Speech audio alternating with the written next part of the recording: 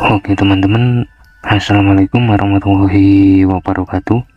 Kembali lagi di Sukmo Lelona ya.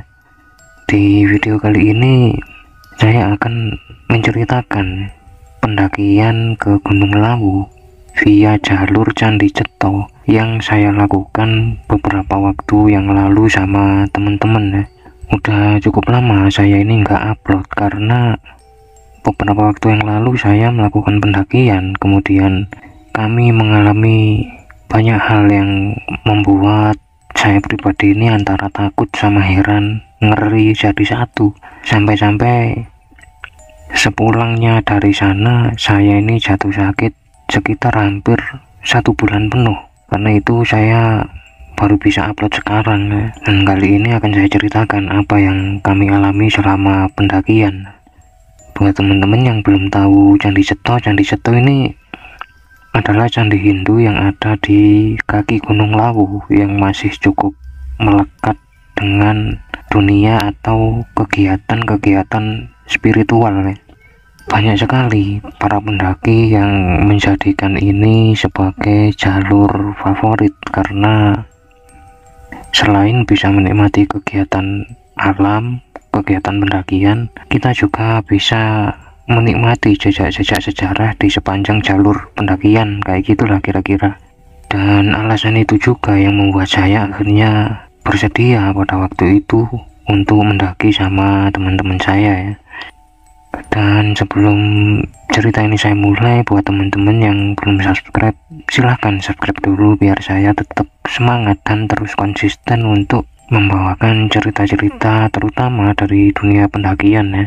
Oke teman-teman, langsung saja kita mulai ceritanya.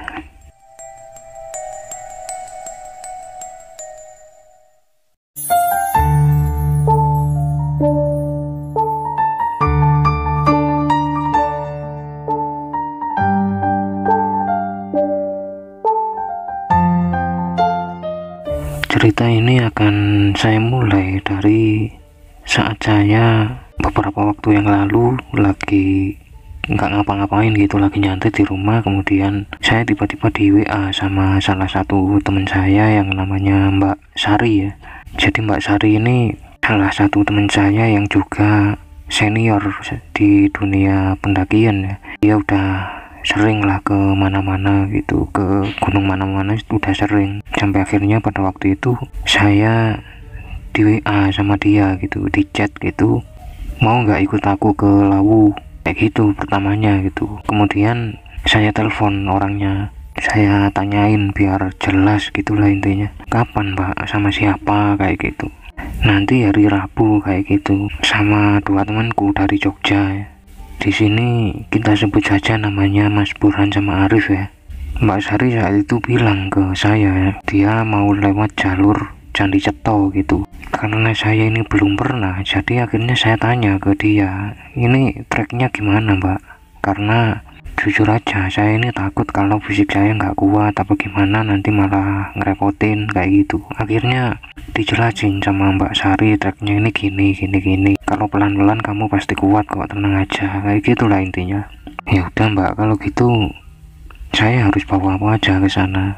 Kan sampean tahu alat saya ini nggak lengkap gitu loh, saya cuma punya beberapa alat aja gitu. Saat itu Mbak Sari bilang, udah tenang aja, kamu bawa alat yang kamu punya, sisanya nanti di aku ada kok, tenang aja gitu. Singkat cerita akhirnya saya bersedia untuk melakukan pendakian saat itu ya. Akhirnya hari yang kami tentukan untuk memulai pendakian tiba. Saya sekitar habis subuh saya langsung berangkat ke rumah Mbak Sari di Malang ya, karena dia ini orang Malang, saya orang Batu gitu. Saya berangkat saat itu ke Malang habis subuh. Kemudian setelah sampai di rumah Mbak Sari ini kami siap-siap ya, kami siapkan alat-alat, kemudian kami siapkan logistik dan lain-lain. Kemudian saat itu saya tanya ke Mbak Sari, emang jalurnya apa udah dibuka Mbak gitu, coba Mbak cek dulu aja kayak gitu. Nah saat itu Mbak Sari ini bilang ke saya, udah tenang aja, udah dicek sama temen aku, udah bisa kok, asal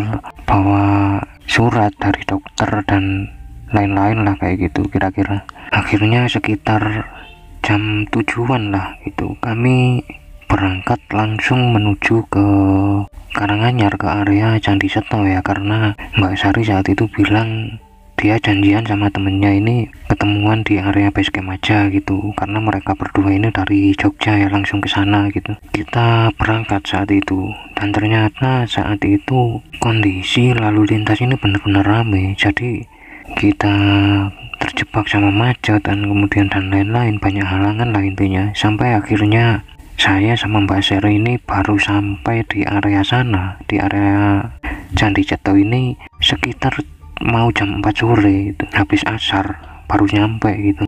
Saat itu Mas Burhan sama Mas Arif ini sudah sampai di sana duluan ya ternyata. Nah, setelah sampai kita buru-buru mengurusi maksi saat itu atau perizinan, karena takut kalau basecampnya keburu tutup apa gimana gitu kan. Kita buru-buru simaksi saat itu, kemudian selesai simaksi kita memutuskan untuk istirahat dulu sama makan ya, dan berencana memulai pendakian ini sehabis maghrib kayak gitulah. Nah, saat itu kita makan-makan dulu, kita istirahat dulu di area sana, kemudian kita ngobrol-ngobrol dulu. Saya juga kenalan sama Burhan dan Arif ini, dan di situ juga ditentukan formasi pendakian, yaitu Mbak Sari sebagai leader, kemudian di belakang Mbak Sari ada Mas Arif, belakang Arif ini ada saya, dan sebagai sweepernya ini Burhan. Sebenarnya saya ini agak heran ya, karena Mbak Sari bilang saat itu sebenarnya yang pernah ke Lawu atau sebelumnya pernah ke Gunung Lawu itu sebenarnya Mas Arif, tapi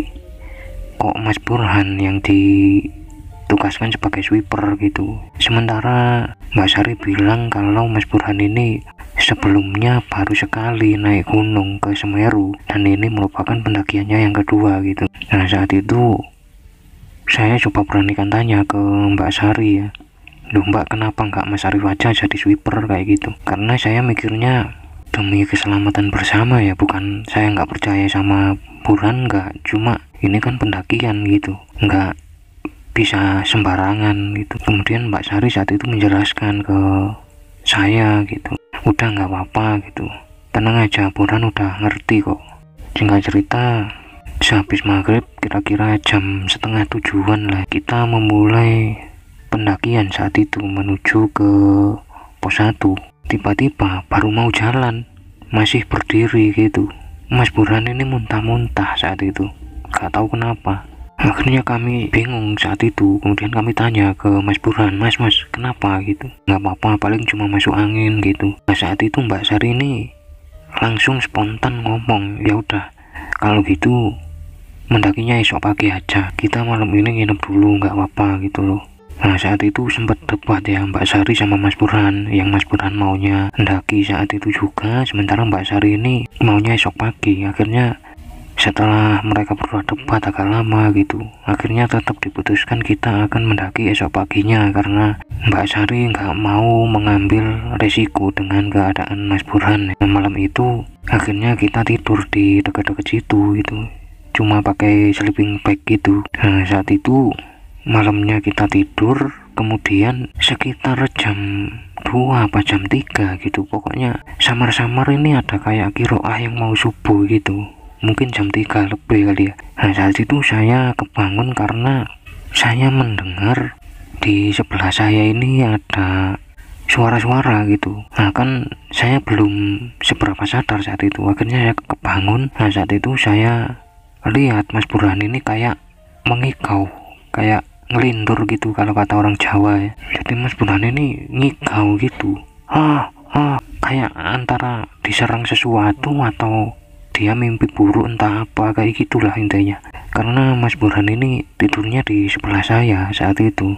Nah, akhirnya saya bangunin saat itu, Mas kenapa kayak gitu. Nah, beberapa saat kemudian dia bangun, Mas Burhan ini badannya kayak basah, keringetan semua gitu, benar-benar keringetan semua, basah, sambil dia ini ngos-ngosan. Saat dia bangun ini dia langsung kayak lihat sekeliling gitu, kayak noleh ke sana kemari. Habis itu dia lihat saya, kemudian baru dia kayak menghela nafas itu, kayak lega gitulah. Saat itu saya tanya ke Mas Burhan, "Kenapa Mas, mimpi buruk apa gimana sampean?" Nah, Mas Burhan ini nggak jawab saat saya tanya gitu. Dia langsung keluar dari sleeping bagnya, kemudian langsung buat api unggun, kemudian dia nyeduh kopi. Saat itu saya kembali tidur ya, karena yang lain juga belum bangun kan. Kemudian setelah itu sekitar jam 5-an lah saya ini baru bangun. Nah, saat saya bangun ternyata semua udah bangun, mereka lagi ngopi, lagi ngangetin badan gitu di api unggun. Saya samperin mereka gitu. Nah, saat itu gak tahu kenapa suasananya udah berubah. Maksudnya kalau kemarin kita ini masih bercanda-bercanda, ngobrol masih enak.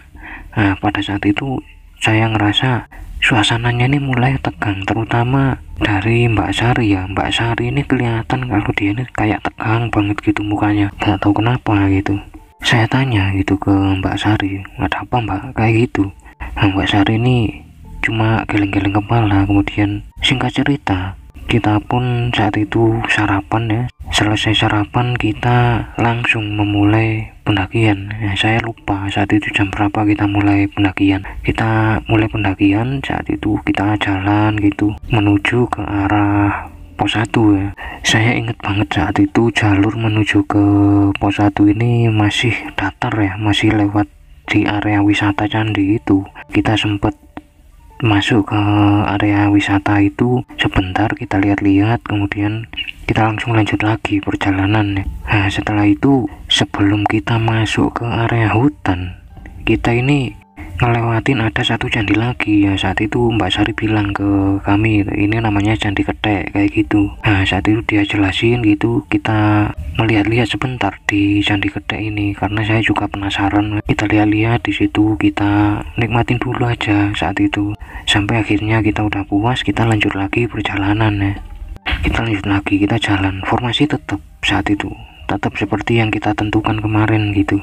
Entah berapa menit ya kita jalan, saat itu saya ini nggak denger langkah kaki Mas Burhan di belakang. Nah, karena itu saya ini refleks langsung noleh ke belakang gitu loh.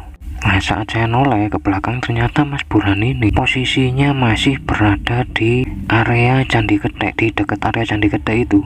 Jadi Mas Burhan ini ada jauh di belakang kami, masih di dekat area Candi Ketek yang tadi gitu. Jadi dia ini ternyata masih berdiri di situ sambil melihat ke arah Candi Ketek, sambil kayak ngelamun gitulah. Akhirnya saya panggilin saat itu, Mas Burhan kayak gitu. Tapi orangnya ini kayak gak denger. Nah, saat itu baru Mbak Sari yang di depan ini noleh ke arah saya gitu, ada apa gitu. Saya jawab, loh Mas Burhan masih di sana Mbak, kayak gitu. Nah, itu orangnya kayak gitu, saya tunjukin. Anehnya saat itu setelah saya tunjukin Mas Burhan masih di belakang, Mbak Sari lihat ke arah Mas Burhan. Saat itu Mbak Sari ini mukanya langsung kayak panik, langsung dia ini langsung lari ke bawah gitu. Jadi dia lari ke arah Mas Burhan dan kemudian setelah sampai di Mas Burhan kayak ditepok gitu. Dan saat itu kelihatan kalau Mas Burhan ini kayak agak kaget gitu. Akhirnya sama Mbak Sari ini Mas Burhan ini sampai kayak diseret gitu, jalan gitu. Dan Mbak Sari kemudian kembali ke kami. Nah, saat itu Mbak Sari ini bilang ke Mas Burhan, ya Han, kali ini kamu harus fokus ya, tolong ya, jangan sampai ngelamun lagi, tolong, demi keselamatan kita kayak gitu. Nah, saat itu Mas Burhan ini ngangguk-ngangguk aja ya, dan kita pun lanjut perjalanan. Singkat cerita, setelah 1 jaman lah kita jalan, saat itu akhirnya kita sampai di pos 1. Nah, saat itu Mbak Sari bilang ke saya, ini sering disebut pos Mbah Branti ya. Di pos 1 ini areanya ini ada kayak tanah lapang gitu, cukup luas, sama ada semacam shelter kecil atau bangunan kayu kecil gitu dari kayu. Saat itu akhirnya kita memutuskan untuk istirahat di situ sebentar gitu. Kita istirahat cuma minum-minum aja dan Mbak Sari langsung minta kita untuk lanjut lagi gitu. Tapi ada yang aneh saat kita berada di shelter 1 ini ya. Entah aneh, entah cuma perasaan saya aja ya saat itu. Karena saat kami berada di shelter 1 ini, di pos 1 ini, ada angin yang bentar-bentar datang, bentar-bentar hilang. Jadi kayak wes gitu, keras banget, tapi cuma sebentar langsung hilang kayak gitu. Angin lagi datang, wes.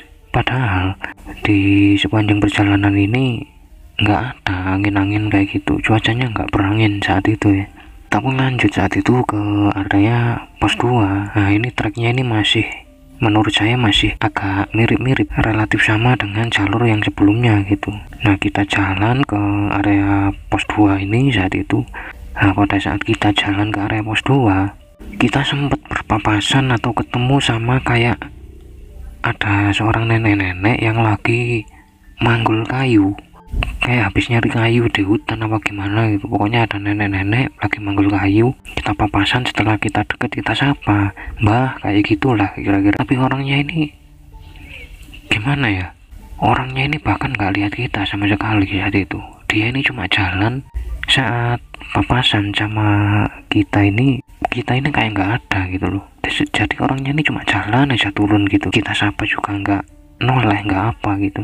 Akhirnya kita lanjut lagi ya. Kemudian saat itu sebenarnya ada yang aneh dengan perjalanan kami menuju pos 2 ya, karena kita baru sampai di pos 2 ini setelah 1,5 jam atau hampir mau 2 jam kita baru sampai di pos 2. Awalnya saya ini nggak curiga ya, karena saya kan nggak tahu jalurnya sejauh apa ke pos 2 ini kan. Saat kita sampai di pos 2 ini, Mbak Sari bilang ke kami gitu, "Udah teman-teman, sekarang kita istirahat di sini agak lama, nggak apa-apa, tapi sebelumnya kita kayaknya perlu berdoa dulu.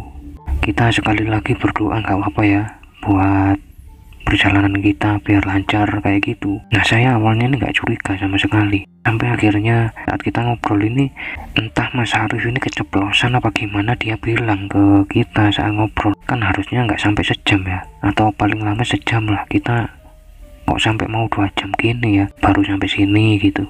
Nah, saat Mas Arif ngomong kayak gitu, Mbak Sari ini langsung kayak spontan nepuk Mas Arif, kayak ngingetin gitu. Akhirnya dia diem, dan kita pun akhirnya membahas yang lain saat itu di pos 2 ya. Di pos 2 ini areanya sama kayak pos sebelumnya, ada area datar, kemudian ada juga shelter yang ukurannya ini hampir sama kayak di pos 1 ya. Cuma di pos 2 ini lebih gelap karena vegetasinya ini lebih rapat.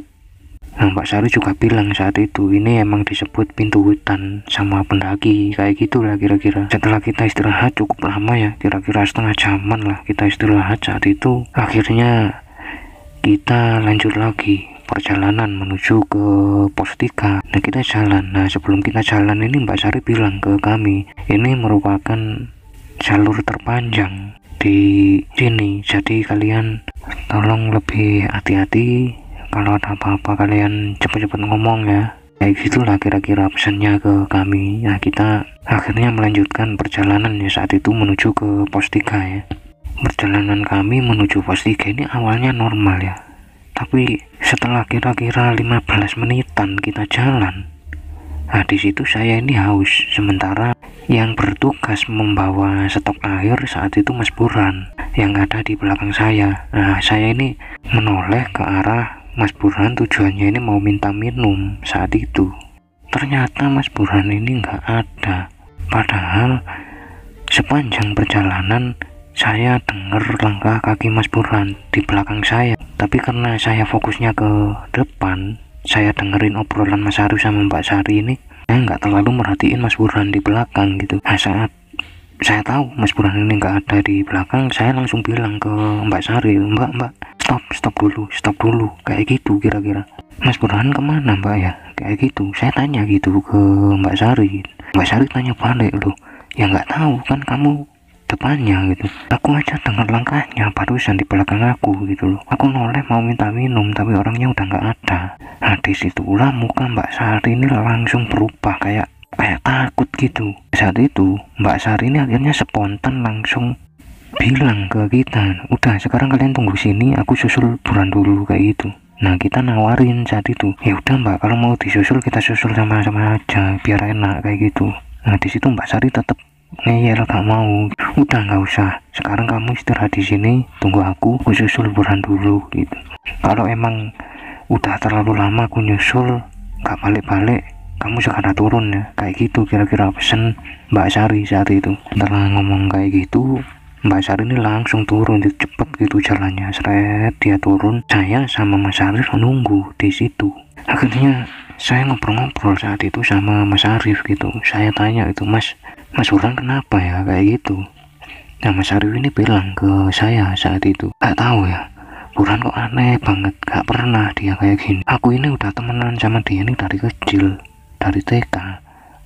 Seumur-umur baru lihat Burhan kayak gini ya, hari ini aneh banget dia. Biasanya dia ini ceria, ya bercanda-bercanda kayak gitu. Nah, saat saya sama Mas Arif ini ngobrol-ngobrol itu, entah dari mana ya, saya samar-samar ini nyium bau gosong. Jadi bau gosong yang gak tahu dari mana. Saya awalnya mikir itu bau gosong itu mungkin ada orang lagi bakar-bakar apa gimana gitu kan. Saya mikirnya gitu, tapi kok lama-lama bau gosongnya ini makin kuat. Dan disitu baru saya sadar kalau ini kayak bau daging yang terbakar ya, karena baunya benar-benar khas banget saat itu. Saya noleh ke Mas Arif saat itu, Mas, sama nyium bau gosong apa enggak? Saya tanya kan dia. Mas Arif ini bilang ke saya, udah, kamu nggak usah banyak tanya, sekarang kita doa ya, kita doa. Kamu doa aja sebisa-bisa kamu, aku doa juga. Udah, gak usah banyak tanya, kamu doa aja, kayak gitu kira-kira. Nah, saya nurut aja saat itu. Kita kemudian bersila, kita nunduk, kita doa sebentar, dan gak lama setelah itu baunya ini hilang. Jadi bau gosongnya ini tahu-tahu udah hilang gitu aja, itu nggak tahu kemana gitu. Kita akhirnya ngobrol-ngobrol lagi, dan di situ saya lihat Mas Arif ini wajahnya udah mulai tegang, udah mulai kayak mikir gitu. Kita ngobrol terus saat itu sampai kira-kira hampir mau setengah jam. Mbak Sari ini kok gak balik-balik gitu.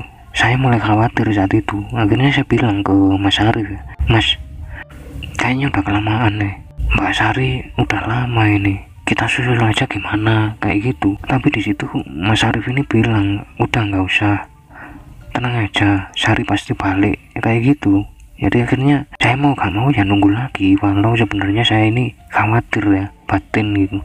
Beberapa saat kemudian akhirnya mulai kelihatan Mbak Sari dari jauh sama Mas Burhan. Nah, Mbak Sari ini dari jauh jalan pelan-pelan sama Mas Burhan. Mas Burhan ini jalannya di depan Mbak Sari sambil kayak nunduk gitu. Mereka jalan, setelah sampai di kami, Mbak Sari bilang, Arif, kamu tukar posisi ya, kamu sweeper sekarang, kayak gitu. Udah, gak usah banyak tanya, sekarang kita lanjut.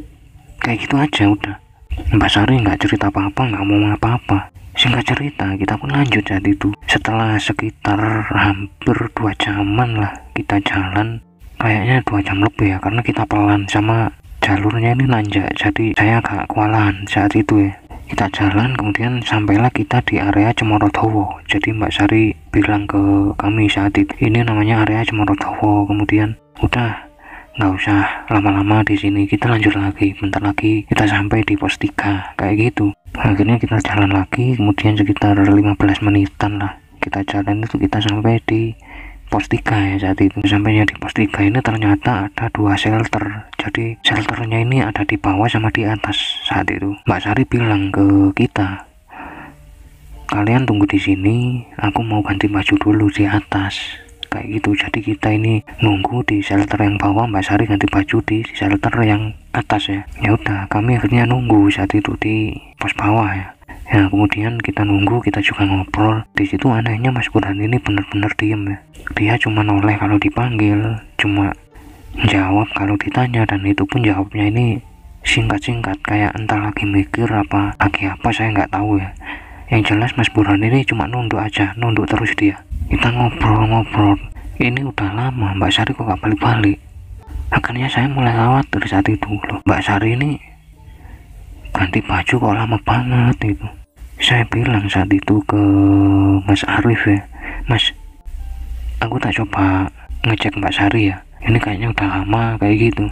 Nah, Mas Arif ini bilang, ya udah kamu cek, biar aku di sini sama Burhan, kayak gitu kira-kira. Akhirnya saya mulai jalan ke shelter atas. Nah, pada saat itu saya jalannya ini sengaja pelan-pelan karena saya ini mau lihat dulu dari jauh. Karena kalau saya langsung ke sana dan kondisinya Mbak Sari masih ganti baju, saya nggak enak gitu loh. Nah, saya lihat dari jauh, kok kelihatannya Mbak Sari ini malah tiduran saat itu. Akhirnya saya langsung ke situ. Nah, saya lihat kondisi Mbak Sari ini tiduran telentang, tangannya ini yang satu di perut, nah yang satu ini kayak ke bawah gitu tangannya. Awalnya saya ini nggak enak mau bangunin karena saya mikir mungkin Mbak Sari capek apa gimana gitu sampai ketiduran gitu, mau bangunin tuh kayak gak enak, kayak gak tega kayak gitu lah kira-kira. Akhirnya saya bingung beberapa saat itu karena antara mau bangunin apa enggak, sementara ini takut kemalaman lagi kan. Saya lihat-lihat gitu sekitar nggak ada apa-apa, sampai saya lihat di samping kanan Mbak Sari ini ada kayak sebotol aqua gitu, kondisinya tutupnya sudah terbuka tapi aquanya ini tumpah kondisinya, jadi nggak berdiri, kayak tumpah gitu, setengah miring gitu, bertahan sama badannya Mbak Sari ini. Nah saya lihat lagi loh, kok celananya basah kayak gitu. Akhirnya ini curiga, ini Mbak Sari ini masa nggak sadar ada aqua tumpah itu sebelahnya gitu kan. Nah, karena panik ya saya coba tepuk-tepuk pundak Mbak Sari saat itu, Mbak kayak gitu, nggak ada jawaban sama sekali. Nah disitulah saya ini mulai panik ya, ini Mbak Sari kenapa ya kayak gitu. Saya coba lagi, saya bangunin dia tapi nggak bangun-bangun, tapi masih kelihatan dia ini nafasnya ini masih kelihatan, dia bernafas kayak gitu kira-kira. Saat itu saya mikir kayaknya Mbak Sari ini pingsan. Waduh, Mbak Sari pingsan, ini gimana ini guys. Nah, saat itu bingung saya ini mau ke bawah lagi, mau nemuin Mas Arif di bawah, mau bilang gitu Mbak Sari pingsan kayaknya kayak gitu. Nah saat saya balik badan mau ke bawah, baru mau melangkah, Mas Arif ini udah lari-larian dari bawah ke atas ke tempat saya gitu, sambil kayak terengah-engah gitu, kayak orang bingung gitu loh. Mas kenapa kayak gitu, saya tanya gitu. Akhirnya Mas Arif saat itu bilang, enggak itu loh Burhan nggak tahu kenapa tiba-tiba ini lari ke arah bawah, aku nggak bisa ngejar, gimana ini kayak gitu. Jadi Mas Arif saat itu bilang kalau Mas Burhan ini tiba-tiba berdiri langsung lari ini cepet banget ke arah bawah saat itu, nggak tahu kemana, dan Mas Arif ini nggak bisa ngejar karena larinya ini kenceng banget. Nah saya saat itu bingung loh, emang kenapa, ada masalah apa Mas? Mas Arif bilang loh nggak ada masalah apa-apa, nggak tahu Burhan kenapa kayak gitu. Nah gitu kira-kira. Akhirnya saya bilang saat itu ke Mas Arif, itu loh Mas, kayaknya Mbak Sari pingsan, ini gimana ya gitu. Sama Mas Arif ini dicek, kemudian Mbak Sari ini sambil dibangunin, ditepuk-tepuk tangannya gitu. Sar. Mas Arif bilang saat itu, aduh ini pingsan ini, gimana ini kayak gitu. Burhan lari, Sari pingsan, gimana ini. Kita berdua saat itu benar-benar bingung ya kondisinya, gak tahu harus gimana saat itu. Sampai akhirnya beberapa saat kemudian Mbak Sari ini mulai siuman, mulai sadar, dia mulai sadar. Kemudian coba saya bantu untuk duduk karena dia ngeluh kepalanya pusing ya saat itu. Saya bantu duduk, kemudian dia cuci muka, minum air. Nah setelah itu Mbak Sari ini udah sadar kayaknya. Nah saat itu pertanyaan pertama yang keluar dari mulut Mbak Sari ini, dia nanyain Mas Burhan saat itu. Burhan kemana? Kayak gitu, sambil tanya-nanya ini kayak orang gimana gitu. Burhan kemana? Kok nggak di sini gitu? Kemana dia? Kayak gitu. Mas Arif ini akhirnya cerita ke Mbak Sari ya, kalau Mas Burhan ini tahu-tahu nggak tahu kenapa tiba-tiba lari ke arah bawah gitu. Saat mendengar kayak gitu ini mukanya ini langsung benar-benar berubah. Saat itu juga Mbak Sari ini kelihatan pucat kayak orang ketakutan, langsung bilang ke kami saat itu, sekarang juga kita harus turun, kita cepet-cepet ke base camp, cepet, udah nggak usah banyak tanya, kita turun cepet gitu. Nah saya ini yang nggak tahu apa-apa saat itu ya nurut aja, karena saya nggak tahu apa yang terjadi sama mereka sebenarnya kan. Singkat cerita kita turun, saat itu kita turun kayak keburu-buru itu, jalan ini udah setengah lari saat itu. Singkat cerita sampailah kita di base camp lagi ya. Nah saat kita sampai di base camp, saat itu Mbak Sari langsung lari ke pos perizinan, langsung kayak kelaporan entah gimana gitu ya, karena saya di luar. Dan gak lama kemudian dia keluar, petugas base campnya tanya-tanya ke saya sama Mas Arif juga. Saat itu Mas Arif menjelaskan keadaannya, dan saat itu saya nggak tahu laporan apa yang dibuat sama Mbak Sari ya. Yang jelas petugas base camp ini langsung kayak sikap, langsung lari ke dalam, langsung kayak menghubungi beberapa temennya. Sementara kami bertiga ini dipersilahkan ke salah satu sudut, kemudian kita dibuatkan teh, kita dikasih kayak gorengan kayak gitu. Udah, kalian tenangin dulu aja di sini ya, tenang dulu aja kayak gitu, bentar lagi bantuan datang kayak gitu. Nah, saya ini sampai sejauh itu saya ini masih nggak paham dengan apa yang sebenarnya terjadi gitu loh. Kemudian nggak berapa lama datang beberapa orang, entah 4 apa 5 orang itu. Beberapa orang yang datang ini kayak di briefing sama orang yang ada di pos perizinan tadi, yang bertugas tadi. Setelah itu mereka langsung naik ya, kemudian saat itulah saya ini memberanikan diri untuk tanya ke Mbak Sari ini, Mbak, ini ada apa sebenarnya gitu, aku nggak ngerti kayak gini, ini ada apa kayak gitu. Nah, disitulah Mbak Sari ini mulai cerita ke saya sama Mas Syarif ya. Jadi awalnya saat kemarin yang Mas Burhan ini muntah-muntah, kemudian Mbak Sari memutuskan untuk nginep. Esok paginya saya bangun, saya lihat Mbak Sari mukanya agak tegang itu. Ternyata saat itu Mbak Sari saat bangun pagi itu dia melihat Mas Burhan ini kayak nari-nari di dekat api unggun. Nah, setelah itu sama Mbak Sari ini ditepok dan akhirnya Mas Burhan ini langsung kayak pingsan.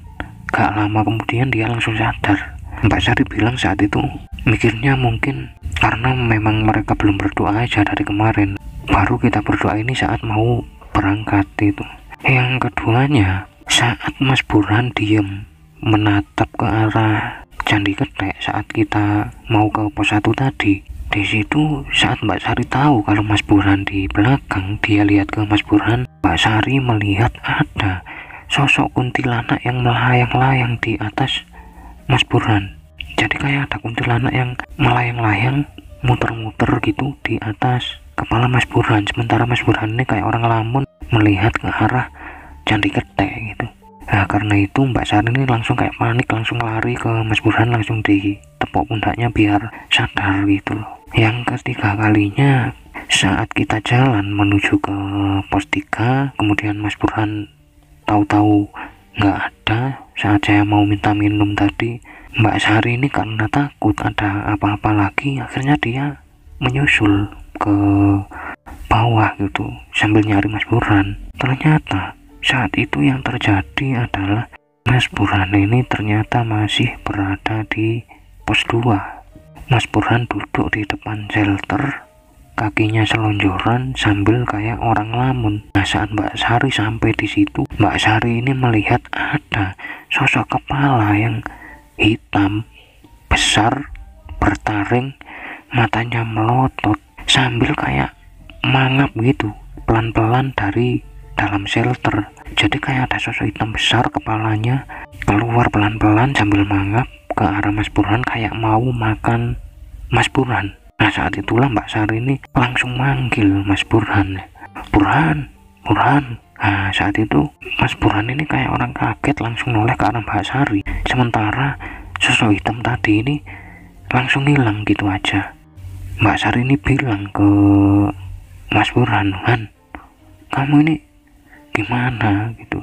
Kamu kalau gak bisa fokus daki, udah kita pulang aja gitu. Pikirin apa? Kamu ada niat apa ke sini? Udahlah, kita pulang aja, kita panggil teman-teman, kita pulang, kayak gitu kira-kira. Tapi Mas Burhan ini tetap ngeyel mau lanjut pendakian. Dan Mbak Sari ini katanya ini sampai tempat panjang, kemudian Mas Burhan tetap ngeyel mau ndaki.